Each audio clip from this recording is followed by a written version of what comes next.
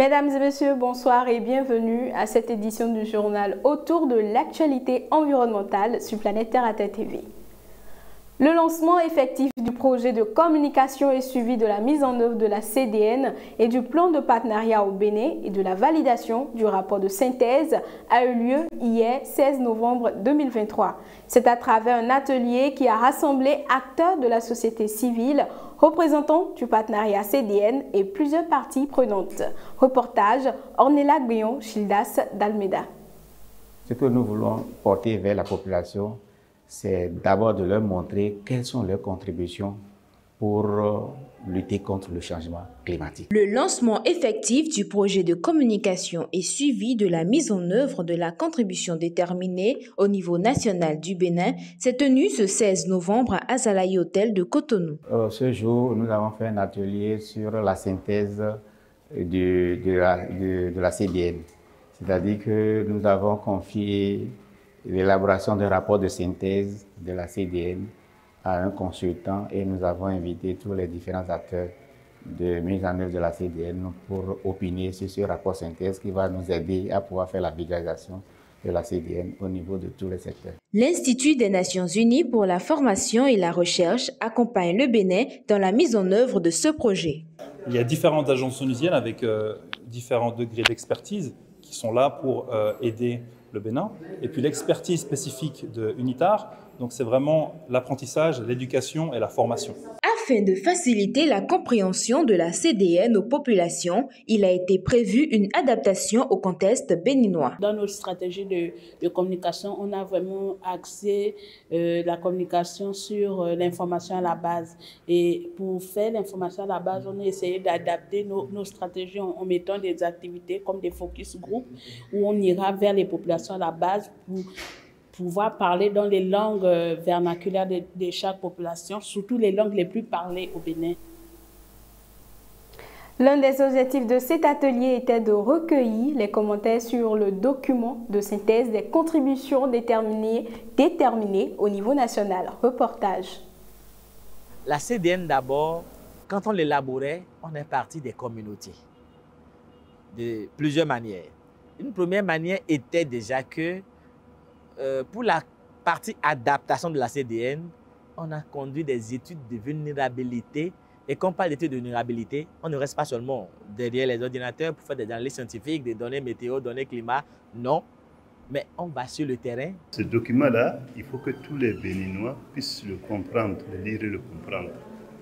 Et c'est cette traduction de ce document important, de portée scientifique aussi, que l'atelier est venu se réunir donc pour pouvoir aider à traduire ce document, pour que tout le monde puisse le comprendre et que tout le monde puisse agir dans le même sens. L'enjeu de réduire, de maintenir les températures à maximum 2 degrés ou 1,5 degrés, c'est un enjeu qui est ambitieux. Et donc, ce n'est pas une chose que les pays peuvent faire seuls. Il y a différentes agences onusiennes avec différents degrés d'expertise qui sont là pour aider le Bénin. Et puis l'expertise spécifique de UNITAR, donc c'est vraiment l'apprentissage. Ce que nous voulons dire d'abord, c'est de savoir un peu ce qui est retenu au niveau national en matière d'émissions, ce qui a été fait, ce qui a été retenu, les engagements que le gouvernement, le Bénin a pris au niveau des partenaires. Nous voulons porter ces informations vers les populations à la base pour qu'ils sachent que le Bénin a pris des engagements et ce sont ces engagements que nous sommes en train de porter vers eux dans un langage aussi facile. La commune d'Avrancourt a accueilli la deuxième étape des after-pop, consommer local et écolo sans emballage plastique, gros défi de la ville durable. C'est ce thème qui a rassemblé experts, notables, acteurs de la société civile, hip-hopers, chercheurs dans les locaux de la mairie. Julien Tongjo, Childas d'Almeida. Si il faut consommer local et que ça va être égal à consommer écologique, il faut que le local soit fait sans les apports extérieurs. Après Aboumé Calavi, c'est la commune d'Avrancourt qui a accueilli ce deuxième numéro de l'Afterpop. Au cœur des échanges, il s'agissait du consommation local sans emballage plastique. Les questions d'emballage, dans les habitudes à Avrancourt, c'est de faire l'emballage dans les plantes, les feuilles, sans jamais utiliser des sachets. Mais on constate que de plus en plus, c'est les sachets qui prennent le pas. Contrairement aux villes développées, cette commune du Bénin n'est pas urbanisée, ce qui représente un atout pour la valorisation des mets locaux et le maintien propre de l'environnement. Avrancourt n'est pas une ville vraiment trop urbanisée déjà. Donc c'est déjà un atout pour cette ville parce qu'autour de nous, nous avons des végétations et il y a plusieurs espèces de plantes qui sont utilisées dans l'emballage alimentaire. Il faut consommer local, mais il faut également que ça soit écolo. Parce que consommer local et écolo, c'est deux choses différentes. Les autorités d'Avrancourt ont compris et marchent dans ce sens. Cela est un exemple que les autres villes peuvent considérer dans leur projet de développement. Pour les villes qui ne sont pas aussi développées que ça, comme là où nous sommes à Avrancourt, c'est une chance que de puiser de l'expérience des autres, des défauts que les autres ont fait, de savoir ces défauts et de ne pas commettre les mêmes erreurs afin que nous puissions aller vers un développement équilibré, un développement basé sur l'économie, sur le social et surtout sur l'environnement parce que c'est notre milieu de vie qui fait de nous ce que nous sommes. Nous avons déjà l'option à travers notre outil de planification de tendre vers une ville verte. Et nous ne pouvons pas atteindre cet objectif en mettant de côté la consommation locale.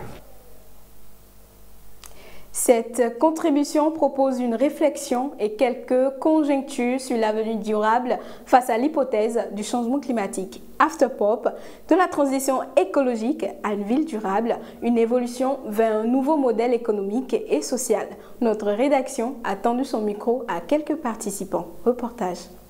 Lorsque nous nous intéressons un peu à la vision de la commune d'Avrancourt, c'est que d'ici 2025, la commune d'Avrancourt doit être une commune verte, attrayante. Ce serait plus facile d'amener la population d'Avrancourt à revenir aux valeurs, aux usages ancestrales. C'est bien faisable parce que, entre-temps, c'est ce qui se faisait. Donc, on a quitté quelque part et on a pris peut-être une mauvaise voie. Donc, c'est encore possible de faire chemin en arrière. On peut revenir en arrière et commencer à réutiliser ces emballages végétaux pour le bien de la population, pour notre santé et pour également préserver l'environnement. Manger local, c'est manger les produits qui sont cultivés chez nous, ici. Mais dans quelles conditions? Dans des conditions totalement biologiques, dans des conditions totalement écologiques. Et c'est en ce moment que tout ce qui est retiré au sol est retourné au sol. Tout ce qui est produit est fait de sorte que dans la production, il n'y ait pas de transformation avant d'aller dans l'assiette. Et qu'il n'y ait pas beaucoup de transport de façon à générer des gaz à effet de serre. Pour avoir une ville durable, la durabilité réside dans le fait de la protection de l'environnement. Lorsque nous puisons nos ressources aujourd'hui, il faut que nous puissions permettre à ceux qui viendront après nous de pouvoir bénéficier des mêmes ressources pour le développement de leur localité. Et quels sont les enjeux aujourd'hui? Quand vous prenez nos villes, nous avons encore la chance au Bénin que tout ne soit pas encore gâté. Donc on peut déjà, en partant sur les trois piliers de développement, le social, l'économie et l'environnement. Parce que pendant plusieurs années, les grandes puissances d'aujourd'hui n'ont pas pris l'environnement en compte et ont poursuivi leur processus de développement en pensant seulement à l'économie et après au social. «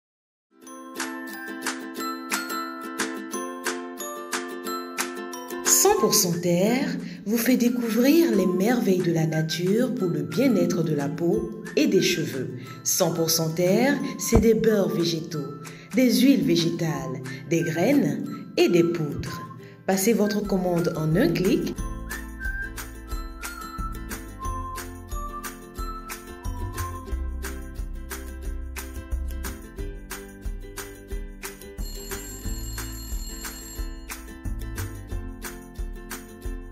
« 100% Terre, le bonheur est dans la nature.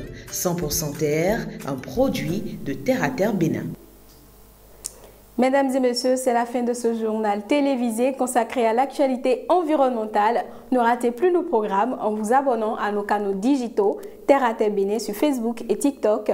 Planète Terre à Terre sur YouTube, mais aussi le www.planetterraterretv.bj, notre web TV. Contactez-nous également pour la couverture médiatique de vos événements liés à l'environnement. Portez-vous bien et surtout, protégez l'environnement parce que l'environnement, c'est vous.